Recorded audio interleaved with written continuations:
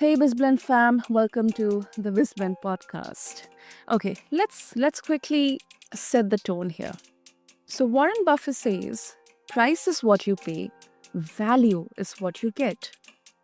Now because today we are not doing hype, we are doing math, we're talking franchising financials, how much it really costs, what revenue can look like and the profit potential. Plus, the parts people avoid saying out loud. Let's look at the reality here. Like a lot of people, they get pulled into franchising because it feels safer than start from scratch. And if you are listening and you have been burned before by a bad investment, or you are carrying family responsibilities, or you simply cannot afford a financial faceplant, I see you. So we are going to keep this grounded, practical, well, a little spicy, but in a respectful way, because money decisions deserve clarity. And let me introduce my guest to all of you listeners, Jon Ostenson. He's joining us today here on BizBlend. He's the founder of FranBridge Consulting. He focuses on non-food franchises. Now think senior care, home services, property management, health and wellness, and stuff like that. He's also an active investor across a bunch of asset classes and also author of non-food franchising. So with that, Jon, welcome to BizBlend and let's get into the conversation. Perfect. Excited to be here. Brilliant, brilliant.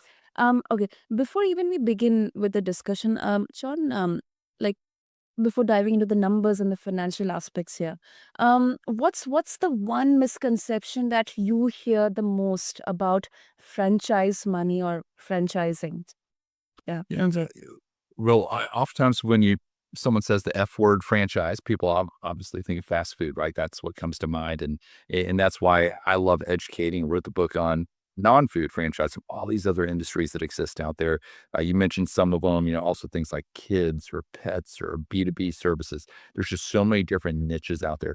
So I'd say that's one misconception. Also I think a misconception could be that the business will run itself, that it's turnkey, just, but what it comes down to is you still have to have a good operator in place. If Mm.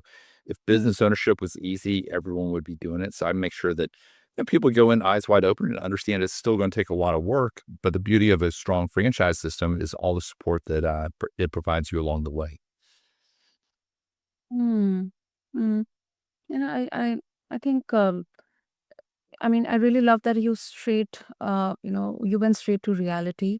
And yes, I mean, I also agree that whenever we hear franchisee, we always hear about normally food franchising, McDonald's, KFC, and all that stuff. And let's get to the investment number first, John. So when someone says, okay, how much does it cost to buy a franchisee? What number do you want them to stop fixating on, and what number they should focus instead? It is certainly a wide range. I would say most of the opportunities in the food space do carry a seven-figure price tag, and there are opportunities in the non-food space that do too. I had clients that recently bought 10 trampoline parks. Each of those were about $4 million to get into. So it can definitely be on the large side there. But what we see most of our clients getting into are more service-based businesses on average, or maybe light retail where it's not a huge build-out cost. And so when you look at the franchise fee that you pay up front, and the kind of the startup cost, several months of working capital, you're all an investment oftentimes is in the, I'd say 150,000 to 500,000 ballpark. And quite a few opportunities kind of on this south side of that range. And so there are a lot of variables that go into it, but I'd say that's kind of the range that we see probably 80% of our clients getting into. Hmm. That's interesting. Interesting. And are there any surprise costs that you see uh, in let's say year one? That potentially wreck people's cash flow. Yeah, I encourage people to go in, eyes wide open. I mean, the nice thing about a franchise is you do have historical financials that can help guide you, as you build out your pro forma. You also, during your exploration process, get a chance to talk to other franchisees in the system and hear about their experience and their ramp up. So you're kind of getting these data points that you're able to plug into your assumptions. But that being said, I mean, business ownership, again, there's always going to be a surprise, right? A key employee may leave, or sometimes they're good surprises too, right? But I would say, I encourage people, let's go in, let's assume it takes a little bit longer to get to profitability. Let's assume the ramp up isn't quite as fast as you anticipate. You always want to plan low and then hopefully exceed that. But a lot of people are cash flow positive, from a monthly P&L standpoint, in that 3 to 9 month range. If they're running the business themselves, I'd say it tends to be closer to maybe 3 to 6 months in a lot of cases.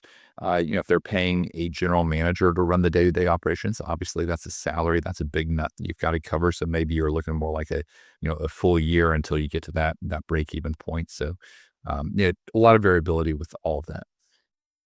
Hmm. So I guess I mean it's safe to say that this kind of uh, expectation or misconception around quick money. I mean it depends on case to case, industry to industry. Right. Yeah, I mean, there are some that you can be cash flow positive day one. Maybe there's some pre-work that was done. Maybe you have national accounts. Maybe there's, in the health and wellness space, recovery centers or some of the fitness ones, you have signups, prior to opening the doors, and you could be cash flow positive day ones. That, those are things that we take our clients through. I mean, we work with over 600 different franchise companies that are looking to expand the stalk markets to expand into. It's so many different niches within there, and each one's a little bit different.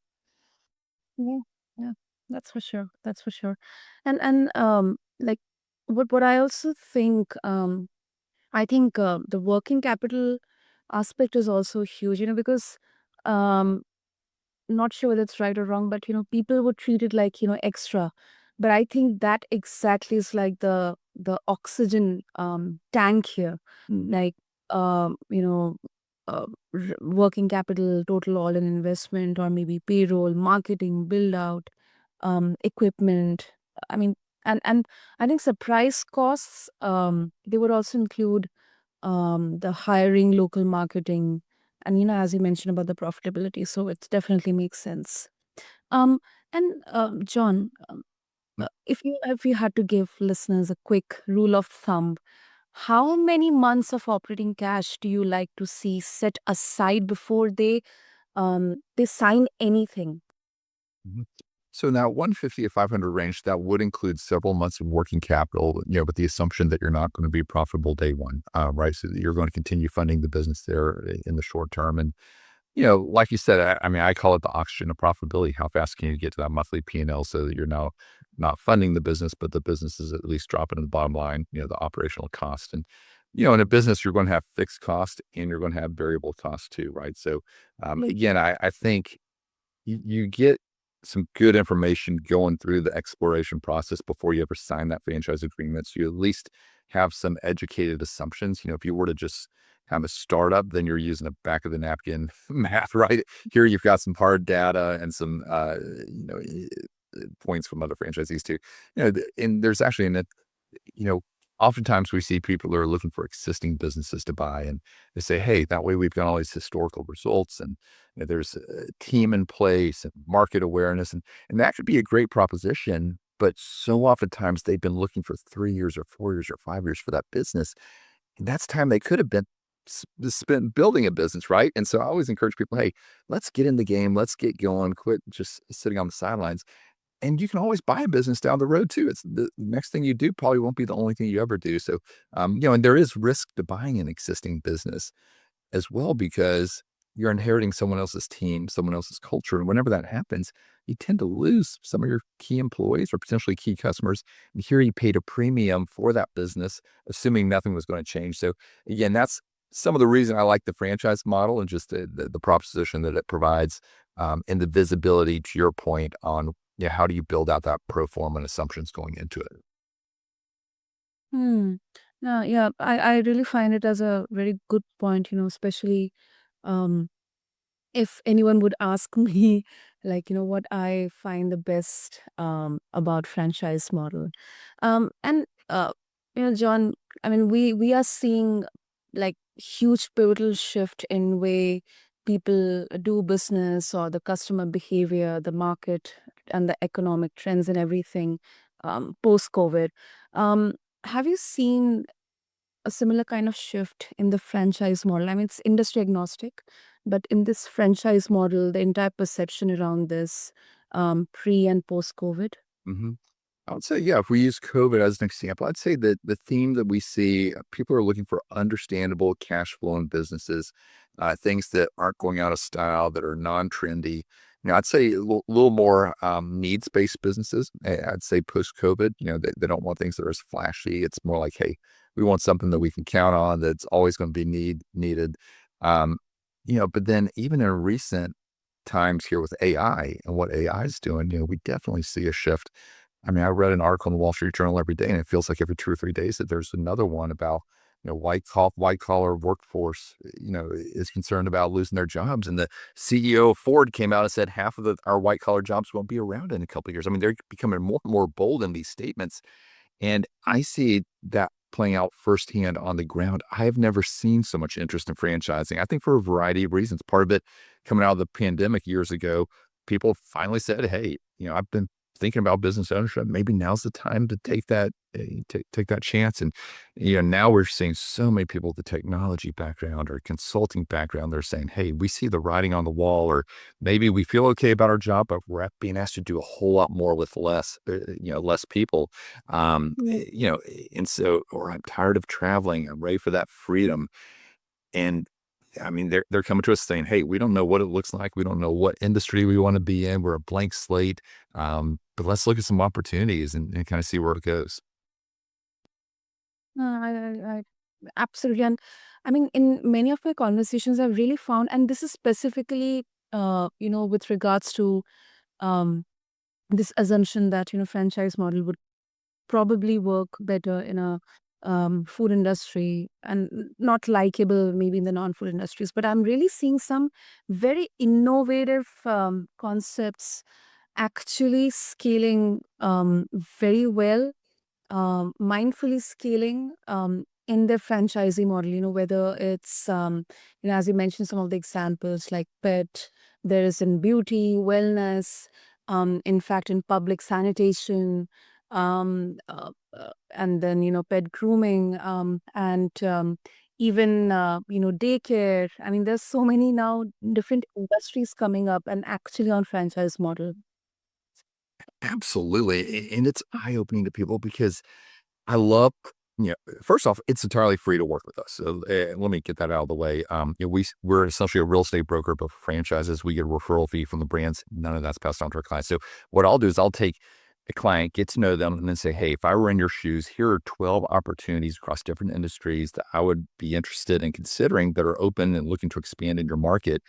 And that's when the light bulb starts to go off for them. They're like, gosh, I never thought about dumpsters, but if I can make that kind of money, or we've had clients do incredibly well with youth soccer, with kids swim lessons, with senior care, with senior fitness, that works with different, a lot of people have a B2B services background. And so that may be a freight brokerage type opportunity, or it might be insurance adjusting or consulting around cost mitigation for small and medium sized businesses. And so, it is fun to expose them to these things again that they never would have thought of on their own. And we've got nothing against the food guys. We need them. We support them. It's just my humble belief that there are easier ways to make money. Exactly, exactly. No, I mean, it's food business. I mean, it may look uh, good and exciting, but if you look at the backside, and there's a lot of challenges. But then, I think it also comes down to how passionate you are. I mean, yeah, it's no small feat. Yeah. And I'll say this too. Not every franchise system is created equal, right? You've got a couple thousand companies out there, and just like any industry, you're going to have good players that provide great support to their franchisees, and you're going to have some that don't provide great support. They're not ones you'd want to be essentially married to, right? So that's where we come in to try to help. And, you know, th- I mean, I've just seen firsthand how diverse backgrounds, all sorts of, different fields or geographies, they come together under a shared system of support on what they can do now as new business owners, because you've got franchisor on the sidelines supporting them like a coach. You've got, the ability to buy in bulk. You've got learnings that you're getting from other franchisees. There's this built-in mastermind, right, in the system where you're learning from each other and just kind of shortcuts your path to success. So yeah, again, you talked about misconceptions at the beginning of the conversation. Oftentimes, I think people think it's all about brand, right? In food, it's all about brand. In hotels, it's all about brand. But what about the $50 billion insulation industry? Most people can't name a brand of insulation, right? I mean, and so it's all about the support systems in getting their franchisees, to third base faster than you would be able to on your own. Yep, yep, makes sense, makes sense. Let's get to the math here. First let's talk about the revenue numbers. Um, honestly, like they get thrown around like confetti. So, John, what actually drives revenue in non-food franchises? Is it the territory size or the lead flow, ops discipline, pricing power, or the brand presence around the owner, or is it absolutely something else? Yeah, I'd say it's all of the above, but probably the two biggest for, again, when we have 600 different companies that we're talking about here, it's everyone's gonna be a little bit different, but I'd say two common through lines would be, the lead generation, right? And that's something that's you're evaluating a franchise, you want to understand where's the business going to come from, right? And part of that's going to be on the franchisor side, where maybe they're running the digital advertising for you. Maybe they've got national accounts in place in some cases, or built-in referral partners.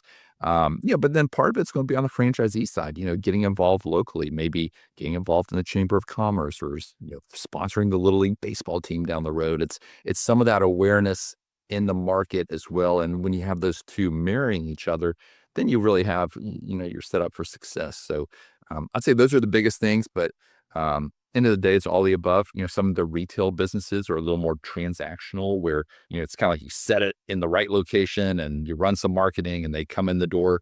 Service-based businesses where maybe you're, getting calls off of your marketing and going to their home, they may be a little more sales oriented versus transaction oriented. I'd say most of these aren't like overly salesy. They're more consultative type sales, right? But there are some that are true sales opportunities that are a great fit for people with that kind of background. Hmm. Hmm. Um, especially non-food franchising, like what typically determines, whether um the franchise becomes like a high margin asset versus, just an expensive job. Yeah, you never want to buy a job, right? I always joke, I'm a business owner. I spent many years in corporate world. I'm the hardest boss I've ever had, right? But I love it. I wouldn't have it any other way. Absolutely love what I do, and can never go back. I think part of that depends on the franchise system. Part of it depends on the individual and their mindset. Half of those that we work with come in and they want to be owner operators. They want to be the ones running the business. Now, some of them do have the mindset that over time they want to eventually replace themselves and move on to the next thing and work more on the business than in the business. But we have half of our clients that start out day one putting a manager in place to actually run the business for them. And, again, if it was easy, everyone would be doing it. So I don't want to sugarcoat it, but it does make it doable in a lot of cases because you've got that franchisor and their team supporting that operator, and they can handle a lot of the day-to-day questions. And then it just comes down to having the right operator. If you've got someone that you trust and incentivize, then they could essentially run the business for you. If you don't have the right person, then you're going to find yourself leaning in. Um, so that's really kind of, and that's probably one of the top questions that we get asked is, hey, can a business be run semi-absentee? Some call it semi-passive or executive model. In a lot of cases, the answer is yes, if you have the right operator. Absolutely, absolutely, absolutely. And one thing I really, which you actually shared, and I think that is something which I'm definitely going to retain away, especially when it comes to franchises. Um, there is, I mean, because they have, I think that's exactly where the beauty lies here, that they're locally present. They kind of, become the backbone of that particular city or town or state. And I think the structure is, I mean, I think for a successful franchise model, I think that becomes a kind of the secret sauce here, that whatever structure and process it all started with, that is replicable. And I think it's also the decentralization here, that if you have multiple franchises across the entire country, or maybe even if you're going global as well, the structure, the foundational process is replicated, but then the kind of legacy is established in such a way that someone who knows the local market in there, someone who has who is connected with the customers locally on ground, I think that absolutely plays a very vital role in the success and longevity of the franchises. Exactly. No, you said it very well. I was in London this summer and I spent some time with the CEO of a large swim school company, and they sold out the UK over the years. Franchisees performing great, and they were looking to enter the US, and I kind of helped them with that. And recently had some clients in Raleigh, North Carolina, buy into it, and they came back and bought more territory. They've been so pleased. But that's an example of business that is replicable. They've got the systems, they've got the technology stack already day one. Yeah, there's going to be some marketing tweaks, right? Entering a new market like Raleigh, North Carolina versus the UK. However, they've understand, when you've got a quality product, you can kind of adapt it for those local marketing. Mm. I've got a client in Denver that just pulled in Denver, Colorado, that just pulled the trigger on a pool cleaning franchise, kind of staying in that same swim lane here, if you will. And with that is a business that actually started in Canada. They figured out, how do you operate in cold markets, right? How do you create enough demand and need year round to be able to support homeowners with pools? So, but that would be a very different business down in South Florida as far as how they go about it. So, yeah, every franchise system needs to be able to ebb and flow and have some flexibility. But end of the day, it's all about the processes, the systems, and the people. That's the value add to new owners. Exactly, exactly. And before we wrap up, let's challenge a bit the narrative here. So, John, some people would say that franchising is a business ownership with training wheels.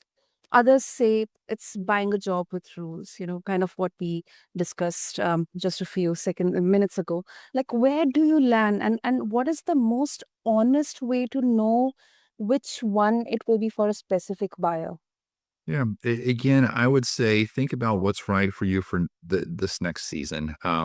You look at so many case studies of clients of ours, and how they scale over time. Some will buy multiple locations out of the gate. Some will buy just one, but then they're made that opportunity to buy other franchisees over time, right? And so you're building, kind of a bigger empire there by acquiring others. Some will come back to us and buy more brands. Some will go out and start their own company now that they've got the franchise experience to build off of. So there are a lot of different paths. And again, it comes down to the individual, their mindset, their stage of life, what they're looking to do, and in part the business as well. There are absolutely cases where, and again, not every franchise system is created equal, right? There are ones that want an owner operator and kind of lock them down, and they may feel confined within four walls, right? But then there are others that you really serve as a great springboard. I think of a client of mine in actually in North Carolina as well, Nathan, or I'm sorry, South Carolina. Nathan, he's the largest franchisee of 2 Men and a Truck. He does about 45 million in revenue per year across 12 different markets. And every year or two, he comes to me and says, "Hey, John, what are you liking out there?" And we've got this young guy that we want to promote and give them responsibility. And he'll buy into another franchise system, put them in charge of it, and kind of support them from the sidelines. And so, I think that's a great kind of example of what can be done when you think big and you have that growth mindset. Of course, of course. I think this is also a very important point, before we conclude. Um, you know, a lot of deals happen because people use leverages or SBA loans. So when does leverage make sense in franchising, and when is it a trap? Just like wearing a nice blazer. Yeah. Yeah, no, I'm glad you asked the question. I think it's very relevant because again, most people are getting into things that are between 150,000 to 500,000. in most cases, they're not paying all cash. We have some people who will, but a lot of people like the idea of paying 20% cash and then leveraging the other 80%, almost like you're buying a home. And SBA loans here in the US do tend to be the most common mechanism. Banks obviously prefer lending to franchises. That's a very common approach. Probably 2/3 of our clients use SBA loans to fund their purchase. Um, and obviously the interest is tax deductible. Some people like to roll over their retirement plans through what's called the ROBS program, ROBS, and that's where they can actually purchase the business with a retirement plan. They pay themselves a salary, from it. Some will use that in conjunction with the SBA loan. So there are a lot of different ways to make it happen. And kind of to your question, yeah, some people love the idea of leveraging. A lot of Mhm. real estate investors invest in franchises. They love the idea of taking on debt. That's what they're used to. Others say, hey, I'd rather not take on the monthly debt payments. Some love the idea of self-directing their retirement dollars. Others say, I don't want to touch my retirement. So it really is, it comes down to the individual, but there are definitely a lot of options that they can utilize. And are there any red flags that would show up in a borrower's plan, that would make you think, I mean, that this is going to be a cash flow chokehold? Yeah, when we think about opportunities, a lot of times franchises may be earlier in their development, right? They still have good territories available, but you're catching them earlier in their growth. It comes down to having good people behind it. And every investment I make across different asset classes, including franchising, I'm looking at the people behind it. And I think that's your biggest indicator of success in the future. What have they done in their past? What are they bringing to the table? What people have they surrounded themselves with? So I'd say that's the biggest piece. Obviously, we're also looking at the financials, the competitive advantages. We're looking at what current franchisees in their system are saying, but so much of it comes down to the people. So I'd say, you know, a red flag to me, to your question, would be, if you don't have a strong leadership team that has both industry experience, but also franchise experience on that team. Mm. Yep, that absolutely makes sense. John, so before we wrap up, if our listeners, if they would like to connect with you, what would be the easiest way? Yeah, and I'd love to share a free copy of our book, Non-Food Franchising, which you can get from our website. So come out to our website, FranBridgeConsulting.com. That's FRAN bridgeconsulting.com. Share your email address. We'll reach out with you with links so you can download the book. And if you'd like to take a next step and jump on an intro call, again, entirely free, I'd be happy to jump on calls with any of your listeners and help them process the idea of franchise ownership and what it could look like in their case. Super, super. There you go, listeners. I'll have all the details in the show notes. So just go and explore John's website, book offer. You can connect with him, schedule a call, explore all the options out there. And John, refreshingly real, grounded yet.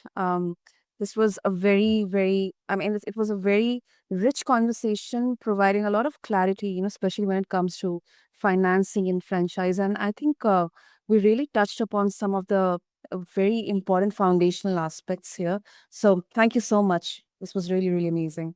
Thanks for having me. And to all the listeners, if you are in a season where money feels tight, or maybe you're scared of making the wrong move, you're not behind, you are being careful. That is not fear, that is leadership. And if this episode helped, share it with one friend who's been kind of flirting with the idea of franchising and needs a reality check with empathy. Until next time, this is BizBlend, and I'm your host, Sana, and I'll catch you in the next episode. Thank you.